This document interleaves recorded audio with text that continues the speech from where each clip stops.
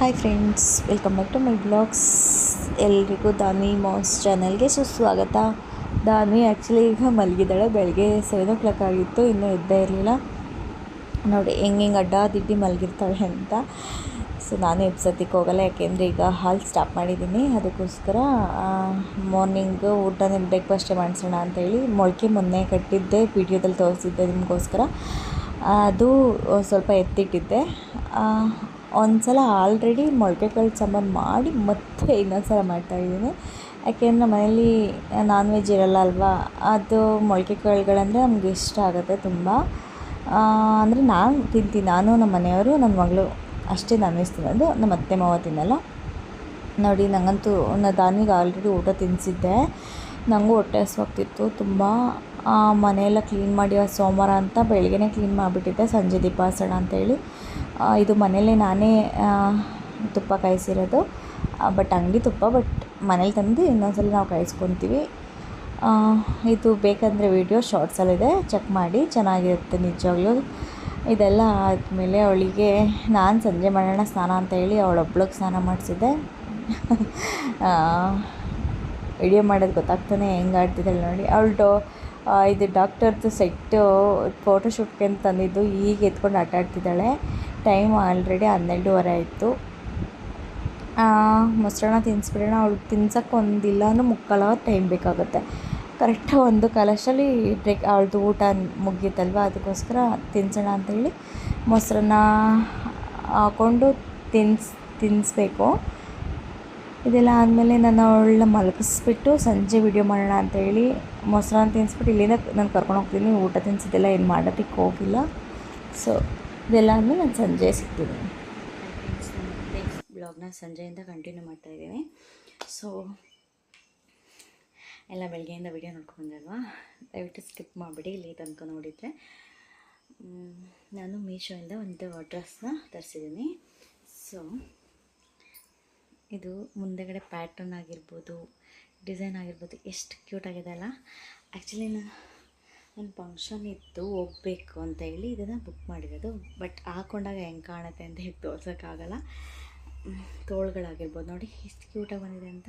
ಇದ್ರ ಪ್ರೈಸು ಅಷ್ಟೇ ತುಂಬ ಕಮ್ಮಿ ಬೆಲೆಗೆ ಸಿಕ್ತು ನನಗೆ.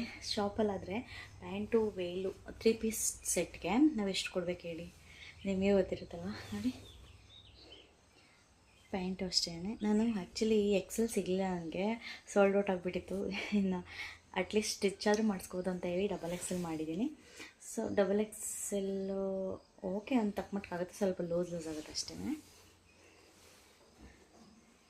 ಸೊ ಕ್ಲಾತ್ ಅಷ್ಟೇ ಎಷ್ಟು ಚೆನ್ನಾಗಿ ಬಂದಿದೆ ಗೊತ್ತಾ. ನಂಗೆ ನಿಜವಾಗ್ಲೂ ನೋಡಿದಕ್ಕೆ ತುಂಬ ಇಷ್ಟ ಆಯಿತು. ರಿಯಲ್ ಪಿಕ್ಕಲ್ಲಿ ನೋಡಿ ತೊಗೊಂಡಿದ್ದು ನಾನು. ಆದರೆ ವೇಲ್ ಸ್ವಲ್ಪ ಡಿಮ್ ಆಗಿದೆ ಕಲರು.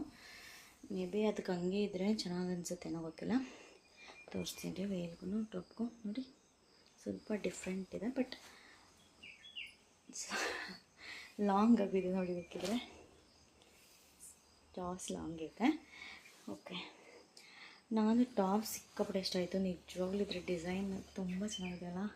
ಈ ಥರ ನನ್ನ ಹತ್ರ ಯಾವುದಿರಲಿಲ್ಲ, ಈ ಥರ ಮುಂದೆ ಈ ಥರ ಈ ಪ್ಯಾಟ್ರನಲ್ಲಿ. ಮತ್ತು ನೋಡೋಕ್ಕೆ ನೋಡಿ ಎಷ್ಟು ಚೆನ್ನಾಗಿ ಲುಕ್ ಕೊಡುತ್ತಲ್ಲ. ಸೊ ಇದು ಹಾಕೊಂಡಾಗ ಒಂದು ವಿಡಿಯೋ ಮಾಡಿ ಹೇಳ್ತೀನಿ. ಇದ್ರ ಪ್ರೈಸ್ ಬಂದು 302 ರೂಪಾಯಿ ಅಷ್ಟೇ. ಸೊ ಸ್ನಾನ ಮಾಡಿದೆ, ಹೇರ್ ಹಾಕಿ ನೆಂದೋಗಿದೆ ಅಷ್ಟೇ. ಈಗ ಸೋಮವಾರ ಆಗಿರೋದ್ರಿಂದ ನಾನು ವಾರ ಮಾಡ್ತಾಯಿದ್ದೀನಿ. ವಾರಕ್ಕೆಲ್ಲ ರೆಡಿ ಮಾಡಿಟ್ಟು ಬಂದಿದ್ದೀನಿ. ಸೊ ಇನ್ನು ಸ್ವಲ್ಪ ತಂಪೊತ್ತಾಗಲಿ ಅಂತೇಳಿ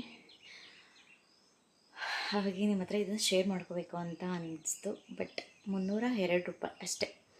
ಅದು ನಾವು ಮುಂಚೆಗೆ ಪೇ ಮಾಡಿದ್ರೆ ಒಂದು 20-30 ರೂಪಾಯಿ ನಮಗೆ ಸೇವ್ ಆಗುತ್ತೆ. ಸೊ ಇನ್ನೂ ಸ್ವಲ್ಪ ಪ್ರಾಡಕ್ಟ್ ಬರೋದಿದೆ, ಅದು ಬಂದಮೇಲೆ ತೋರಿಸ್ತೀನಿ ಹೇಗಿರುತ್ತೆ ಅಂತ ಹೇಳಿ.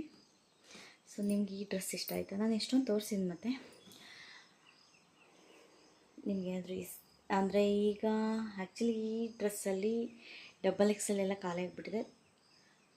XL ಖಾಲಿಗಿದೆ, XXL ಖಾಲಿಗಿದೆ, XXL ಇದೆ. ಸೊ ತುಂಬ ದಪ್ಪ ಇರೋರಿಗೆ ಮಾತ್ರ ಇದೆ. ಸಣ್ಣ ಇರೋರಿಗೆಲ್ಲ ಮೇ ಬಿ ಆಗೋಗಿದೆ ಅನಿಸುತ್ತೆ, ಯಾಕೆಂದರೆ ಈಗ ಫೋನಲ್ಲಿ ನೋಡೋದಕ್ಕಾಗಲ್ಲ. ಒಟ್ಟಲ್ಲಿ XL ಆಲ್ಮೋಸ್ಟ್ ಮೀಡಿಯಮ್ ಸೈಜೇ ಇರ್ತಾರಲ್ವ ನಮ್ಮಂಗೆ. XL ಅದಂತೂ ಬೇಗ ಖಾಲಿ ಆಗಿಬಿಡುತ್ತೆ. ನೋಡಿ ನೀವೇನು ಸ್ಟಿಚ್ ಮಾಡಿಸ್ಕೊತೀನಿ ಅಂದರೆ ತೊಗೊಳ್ಳಿ, ಇಲ್ಲ ಅದನ್ನು ಮತ್ತೆ ರೀಸ್ಟಾಕ್ ಮಾಡಿದಂಗೆ ಕಾಯಬೇಕು. ಬಟ್ ನಿಜವಾಗ್ಲೂ ತುಂಬ ಚೆನ್ನಾಗಿದೆಲ್ಲ, ನಂಗೆ ತುಂಬ ಇಷ್ಟ ಆಯಿತು. ಸೊ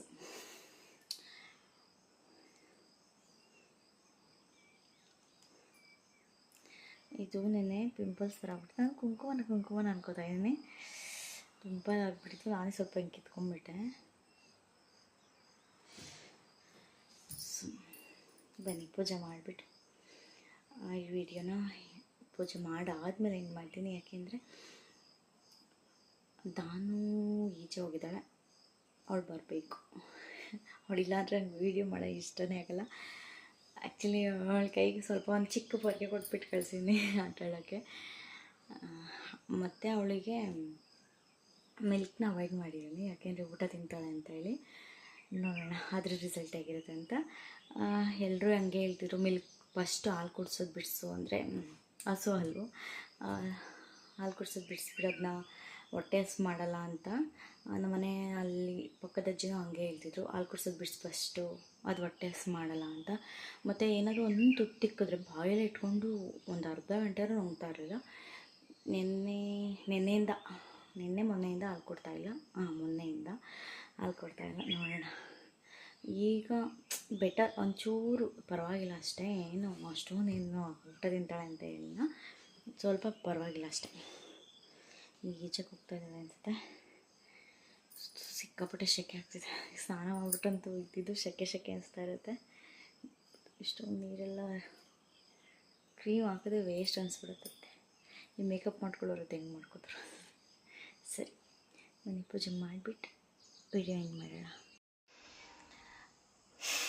ಏನೂ ಗೊತ್ತಿಲ್ಲ, ದೇವತೆ ಪಾಸ್ಬಿಟ್ರೆ ಒಂಥರ ಸಮಾಧಾನ ಅನಿಸ್ತಿರುತ್ತೆ.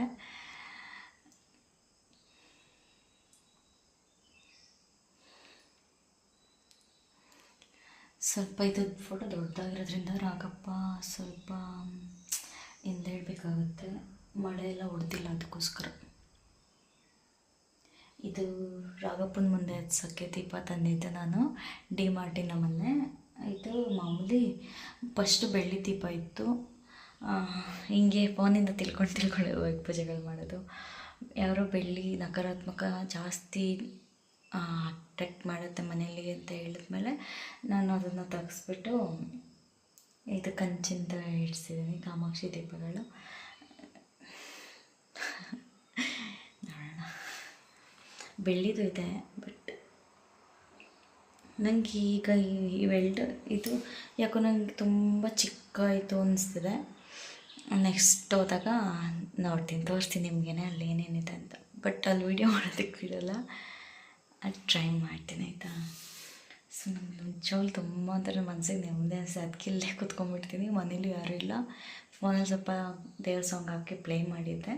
ಸೊ ವಿಡಿಯೋ ಎಂಡ್ ಮಾಡಿಬಿಟ್ಟು ಮತ್ತೆ ನಾನು ಸಾಂಗ್ ಹಾಕ್ಬಿಟ್ಟು ಪೂಜೆ ಕಂಪ್ಲೀಟ್ ಮಾಡಿಬಿಡ್ತೀನಿ.